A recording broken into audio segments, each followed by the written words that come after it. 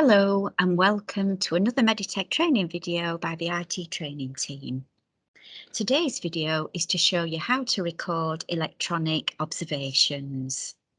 Click on PCS status board, select any inpatient location, and from the list select the ward. Our patients are on B4, so I'm going to select B4.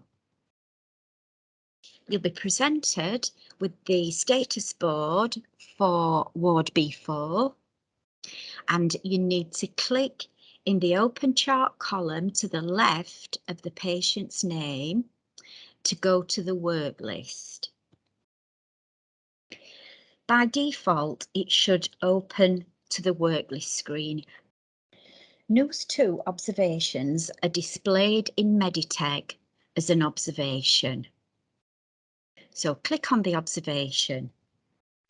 The first time that you're completing a patient's first set of observations, you click in the Now column and then click on the Document button at the bottom of the screen. Any previously recorded observations will be displayed in the top section of the screen. As this is the first time the patient's obs have been recorded, this section's not displaying anything and it will be greyed out. All mandatory fields must be completed, and after entering the conscious level, the NEWS2 score will be calculated. Just a little note to remember, if you're a nurse working on children's ward or CAU, you'll be unable to complete PEWs if the children's admissions checklist, including safeguarding, hasn't been completed. The SATS target section. This section will show the SATS range prescribed by a clinician. Assessment requirements. You would select this option if observations are not required at the time of assessment. The pregnant section. Is the patient 12 plus weeks pregnant or had a baby in last 6 weeks? You've got the option to select yes or no. If you do select yes, then a pop-up will appear advising you to complete the NEWS chart for maternity. In this example, we're going to select that the patient is not pregnant or had a baby in the last 6 weeks. I just want to draw your attention here to this letter P, and wherever this appears on the observations assessment, when you click on it, it will open up the escalation policy. Just click the close button at the bottom of the screen to return. Respiratory rate. Again, if you look, it's a mandatory field. So we're going to enter in here 19. Press the enter button on your keyboard and it's going to automatically calculate the respiratory rate NEWS score. We've got the SATS section. I'm going to type in that this patient's got a SATS of 94. And when I press the enter button on my keyboard, it will automatically select the SATS target and calculate the SATS NEWS score. When entering SATS, you've got to remember to select the correct oxygen delivery system and state the amount of oxygen being delivered to the patient. For example, if you select nasal cannula, then you'll require the oxygen rating in litres. If you select Venturi mask, you'll need it in percentages. I'm going to select, in this example, on air. I'm going to add a blood pressure for the patient, which is 123/85. Again, press the enter button on your keyboard and it's automatically calculated the blood pressure systolic NEWS score. I'm going to put a heart rating of 55. I'm going to put a temperature in of 38. Press the enter button on the keyboard and again, it's calculated the temperature NEWS score. Once I've selected the conscious level, that's when it's going to generate the total NEWS2 score for me. And on completion of this section, and when all mandatory fields are completed on the observation chart, 2 pop-ups will be generated.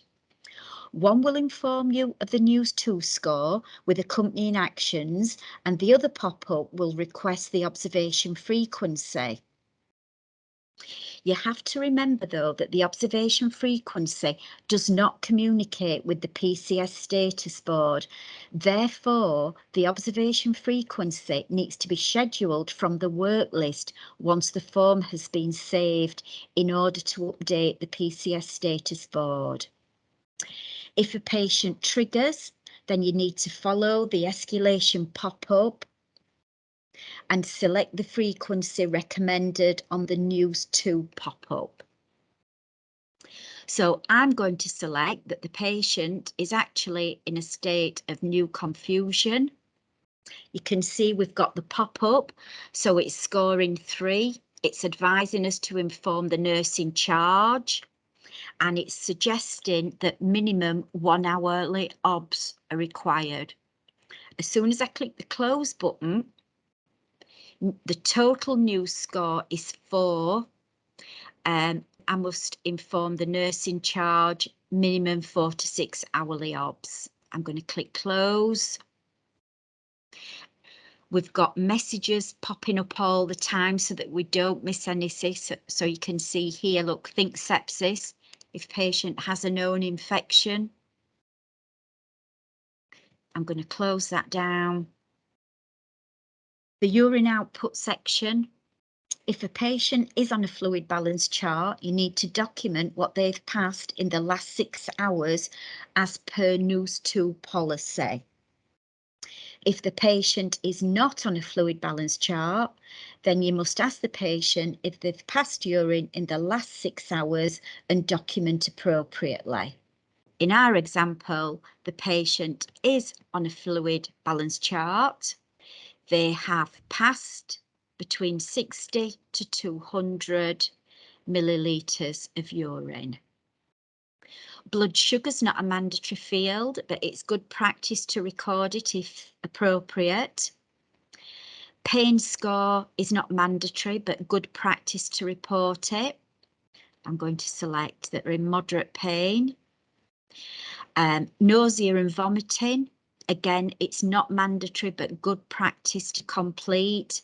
And in this example, I'm going to select that they haven't got any signs of nausea and vomiting.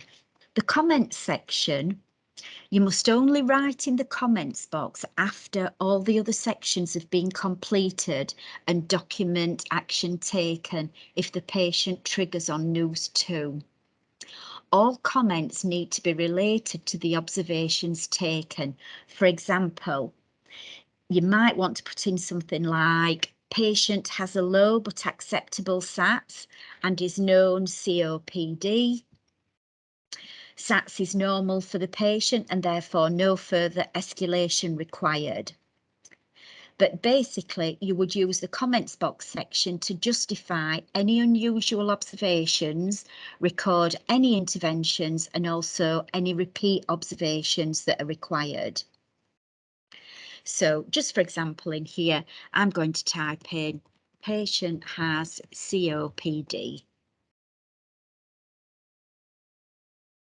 I'm going to scroll down again here. So you can see it's automatically said that the patient's at high risk for sepsis. This is the total NEWS score that's been calculated, and it's automatically selected that they've triggered. Inform nurse midwife in charge is mandatory because they've triggered.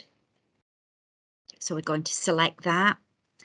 And then in the nurse midwife in charge data field here, you need to type in the surname of the nurse in charge who you have spoken to. In this example, the name of the nurse is Mark Dulley. The suggested observation frequency has already pulled through now here, as you can see, to 1 hourly, which is what the pop-up said. We're going to click on the Save and Exit button at the bottom of the screen. It will take you back to the work list, and you can see the now column is displaying done, and you can see here it tells you when it was last done. So in other words, I started filling this in 11 minutes ago. What we now need to do is select the observation frequency. So this is the observation frequency column here. So where it's currently set at a default of 4 hours, we need to change ours to the observation frequency which was suggested, which was 1 hour.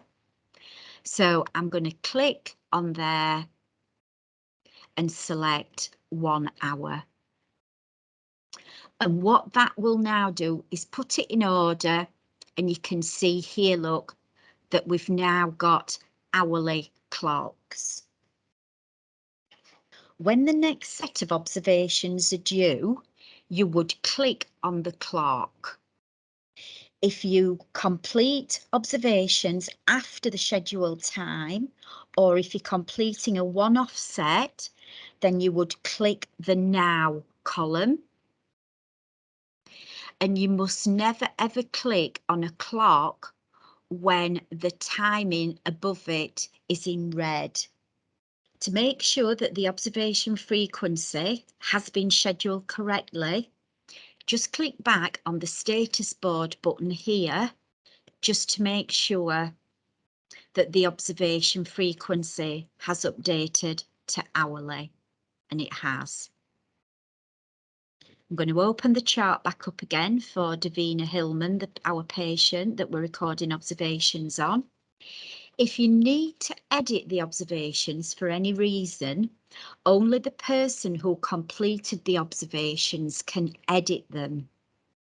If you need to edit the observations, click on the observation and click on the View Edit button at the bottom of the screen. I'm going to scroll down here. You click in the data field that you want to amend or add information into, and I want to add information into this comments data field. Click the edit button at the bottom of the screen, and then click back in the data field. I want to go back in and edit the comments that I made. So I've just typed in patient has a low but acceptable SATs and is known COPD. Click into another data field just to come out of there so that the save and exit button becomes active, and click on the save and exit button again. And that's it.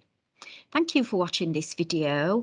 If you'd like to contact a member of the IT training team, the details will be on screen now. Thank you.